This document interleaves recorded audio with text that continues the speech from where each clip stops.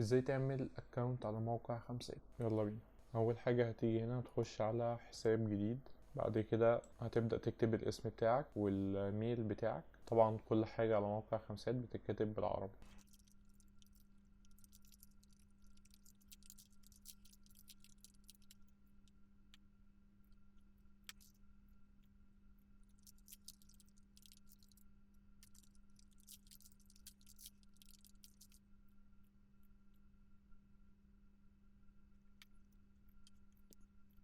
بعد ما تسجل هتروح للميل بتاعك علشان تفعل الحساب.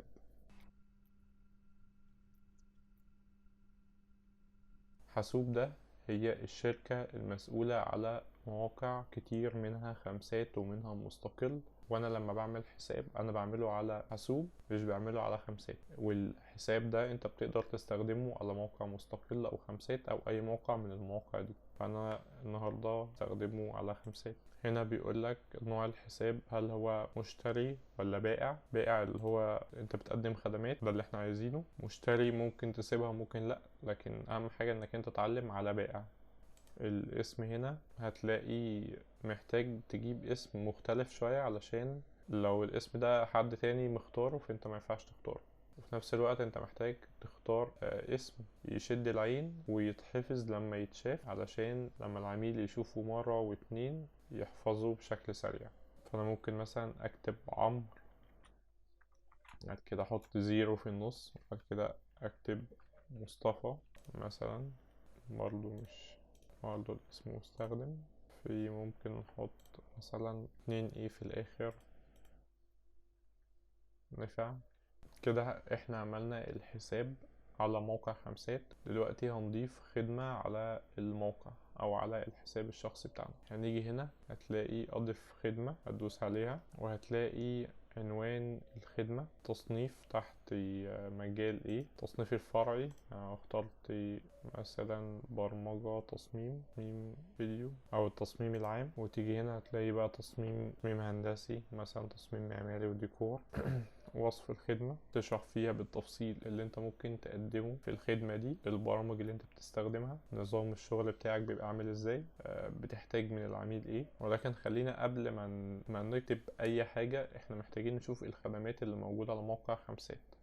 انا هفتح صفحة هنا جديدة وهبدأ اشوف الخدمات تحت هنا، كافة الخدمات. فانا هتكلم في التصميم، وبعد كده هختار تصميم معماري وديكور. دي الخدمات اللي موجودة، اللي ليها علاقة بالتصميم المعماري. دي من ضمن الخدمات اللي انا لقيتها ودخلت عليها. هو كاتب ان هو تصميم، الخدمة اللي بيقدمها تصميم معماري وإظهار احترافي داخلي وعلى ال 3D Max، بيحدد البرنامج اللي هو شغال عليه. وهنا على الشمال عدد التقييمات اللي هو 9، متوسط سرعة الرد 18 ساعة، عدد الناس اللي اشتغلوا معاه او اللي اشتروا خدمة 13 واحد. حاليا هو مش معاه شغل. وسعر الخدمة بيبدأ من $25، ومدة التسليم يوم واحد. وهنا بقى الشرح التفصيلي اللي انا كنت لسه قايل عليه.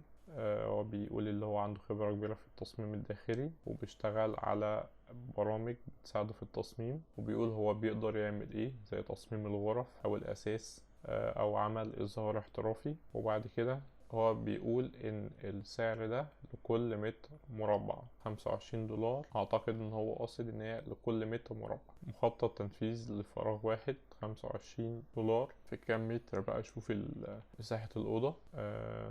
هنا بيتكلم لو انت عندك أوضة وعايز تعمل لها ستايل تاني، في ده بمقابل $100. لو تصميم لمساحة 30 متر برضو لمقابل $100. يعني ده الفكرة العامة كده اللي انت المفروض تفهمها او تعرفها، لانك انت تاخد او تشوف امثلة لناس بتقدم الخدمات على الموقع قبل ما انت ما تكتب اي حاجة. تشوف طريقة الكتابة بتاعتهم، العناوين اللي هم بيكتبوها، مين الناس المميزة في الموقع، وايه الاسباب اللي خلاهم مميزين.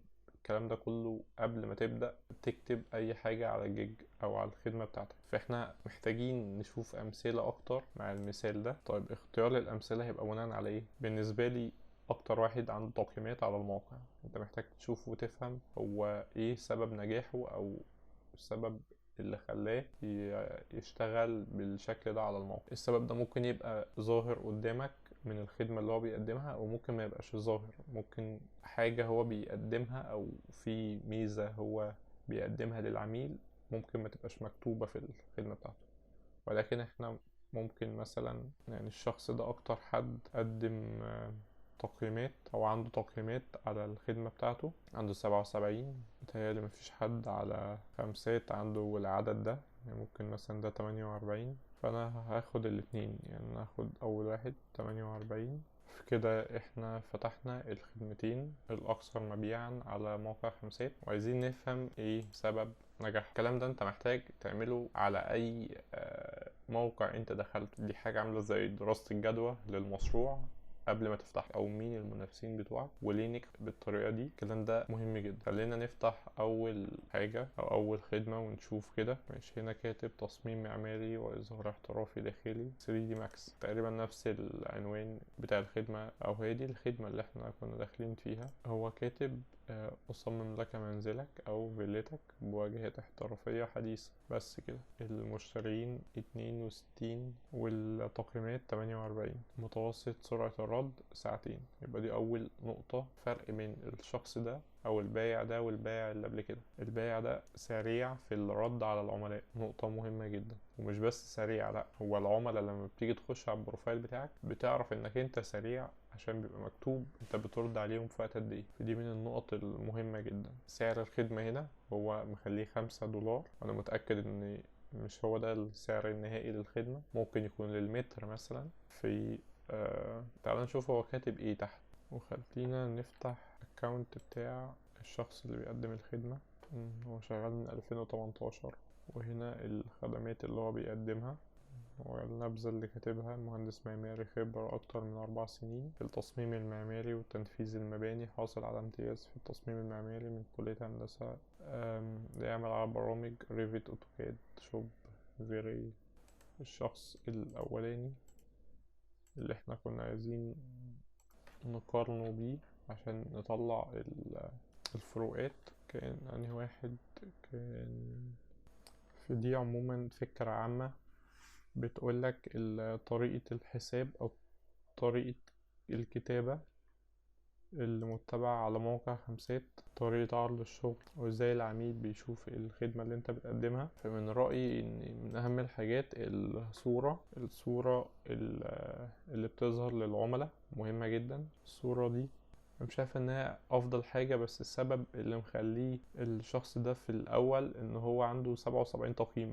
من واضح ان الموقع بيرشحه للعملاء اكتر من بقية الناس اللي شغالين على الموقع. فاحنا هنا اتكلمنا عن ازاي نعمل الحساب او الاكاونت، واتكلمنا عن بداية ازاي تفكر انك انت تقدم الخدمة بتاعتك. نقطة تانية برضه عايزين نتكلم عليها. انا دلوقتي داخل على موقع 5 او اي موقع وعايز افهم هل الخدمة اللي انا بقدمها، يعني انا دلوقتي عندي خدمة بقدمها، هل الخدمة اللي انا بقدمها شغالة على الموقع ولا مش شغالة؟ يعني لو انا عملت الخدمة دي هل في طلب عليها؟ هل في عملاء بتدخل على الموقع بتدور عليها؟ اعمل ايه بقى عشان اعرف؟ اول حاجة انت محتاج ان انت تختار الخدمة بتاعتك. من الجزء اللي على اليمين ده هو فيه كل الخدمات. نعتبر ان احنا اخترنا التصميم المعماري والديكور. تبدأ تشوف الخدمات اللي موجودة وعدد التقييمات في كل خدمة من الخدمات. فانت مثلا لو دخلت على حاجة زي كده فانت هتلاقي ان كل الخدمات اللي موجودة عليها تقييمات، وده معناه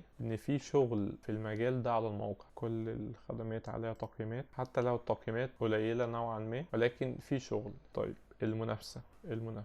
المنافسة انت محتاج تعرف كام واحد عامل خدمة على المواقع دي علشان تفهم وتعرف انت بتنافس كام واحد. فانت لو جيت هنا عند التصميم وبعد كده نزلت عند تصميم معماري وديكور هتلاقي فيه 2380 خدمة موجودة على الموقع. يعني انت هتنافس حوالي 2500 واحد، 2300 واحد. واللي عايز اقوله ان ده عدد قليل جدا، عدد قليل جدا. يعني في موقع زي فايفر في عدد الخدمات اللي موجودة 50,000 على المجال المعماري، اكتر من 50,000. فاحنا بنتكلم في 2000، طبعا حاجة كويسة جدا. وبالنسبة والتناسب هو 2000 ولكن الشغل اللي موجود على الموقع لا يقارن بالشغل اللي موجود على فايفر. دي برضو نقطة محتاجين نفهمها. النقط اللي انا بتكلم عليها دي انت محتاج تعرفها قبل ما تبدأ شغل على الموقع. انت ممكن تبدأ على موقع وممكن يكون المجال بتاعك مش شغال على الموقع ده، فانت مش هتحتاج ان انت تعمل عليه حساب او اكونت. عكس لو في موقع تاني عليه شغل اكتر ليه علاقة بالمجال بتاعك، في الحالة دي هو طبعا اولى وافضل بالنسبة لك، وفرصة انك انت تاخد شغل من عليه اكتر. بس في ده كلامنا خلال الفيديو ده ازاي تعمل حساب، وازاي تقيم الموقع، وازاي تقيم الخدمات قبل ما تعمل الخدمة بتاعتك. الفيديو الجاي هنعمل الخدمة بشكل تفصيلي ونتكلم على كل جزء فيها. علشان تشوف شرح المواقع المختلفة خش على البلاي ليست، لاقي شرح لفايفر بالتفصيل، شرح الاب وورك بالتفصيل، وباقي شرح باقي مواقع ينزل عليها. بس كده، سلام.